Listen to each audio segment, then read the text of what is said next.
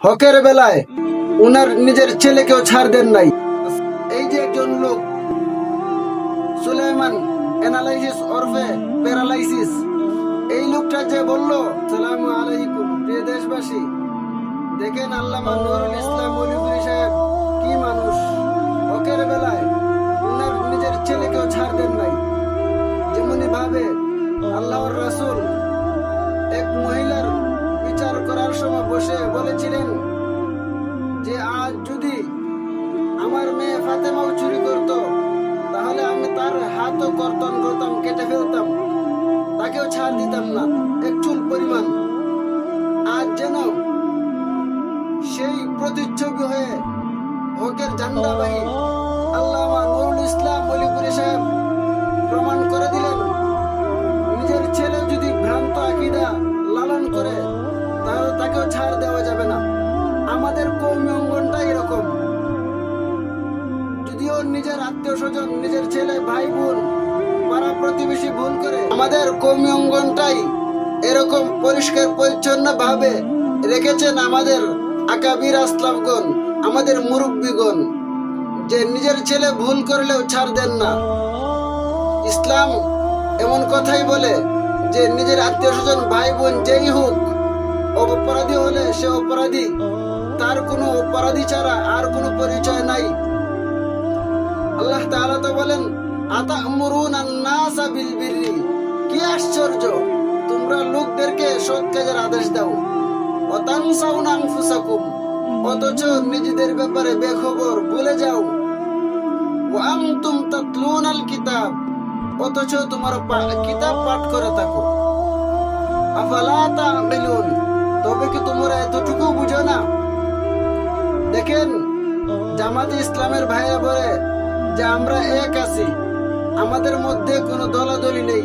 থাকবে কিভাবে যদি ওনাদের মধ্যে মুফতি আমির হামজা সাহেব নবীকে সাংবাদিক বলে, তাহলে ওনাদের পক্ষে আরেকজন ভাই এটাকে ভুলটাকে ভুল হিসেবে না মেনে নিয়ে বরঞ্চ ভুলটাকে সঠিক হিসেবে প্রমাণ করার জন্য চেষ্টা করে। ওনাদের মধ্যে এই স্বভাবটা, এই চরিত্রটা আছে যে উনারা ভুল কোনো সময় স্বীকার করতে চান না, সেটা যত বড় পর্যায়ে হোক।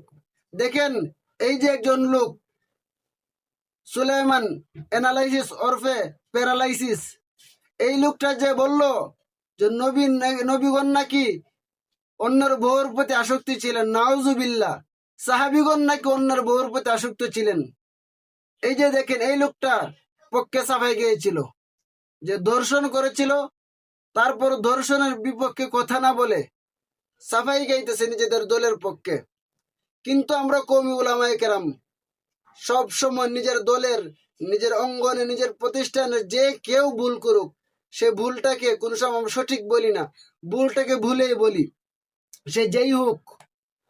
আবু বকর রাদিয়াল্লাহু তাআলা আনহু যখন যুদ্ধের পরে উনার ছেলে, উনার ভাই, আত্মীয় স্বজনের সামনে এসেছিলেন মুসলমান হওয়ার পরে, তখন উনারা বলেছিলেন যে হে আমার পিতা, আপনি আমার তরবারির নিচে পড়েছিলেন কিন্তু আমি আপনাকে আঘাত করি নাই। তখন আবু বকর রাদিয়াল্লাহু তাআলা আনহু দীপ্তময়ী কণ্ঠে বললেন, হে আমার ছেলে শুনো, তুমি যদি আমার তরবারির নিচে পড়তে তাহলে তোমাকে আমি দ্বিখণ্ডিত করে ফেলতাম। আমি কখনো ছেলে সন্তান, বউ বাচ্চাকে ভালোবাসি না। আমি সবার আগে ইসলামকে, সবার আগে কোরআন হাদিসকে, তবে সবার আগে আল্লাহ এবং তার রাসূলকে রাখি। ঠিক তেমনি ভাবে আপনারা বলেন আমরা কওমি উলামায়ে কেরাম শুধু আকাবির বলি, আমরা আকাবির বলি না। আকাবির বলতে শুধু আমাদের দেওবন্দি উলামায়ে কেরাম না, আমাদের আকাবির বলতে সাহাবায়ে কেরাম, আমাদের আকাবির বলতে তাবিঈন, তবে তাবিঈন। তাহলে আপনারা তো আবার বলেন যে সাহাবীদেরকে সত্যের মাপকাঠি মানেন না। সেই সত্যের মাপকাঠির দলিল আয়াত এবং হাদিস আগের ভিডিওতে দিয়েছি, তারপর শুধু আয়াত এবং হাদিসটা বলতেছি। সাহাবায়ে কেরাম যে সত্যের মাপকাঠি, সেটার দলিল হলো আল্লাহ তাআলা বলেন, ওয়া ইযা কিলা লাহুম আমিনু কামা আমানান নাস।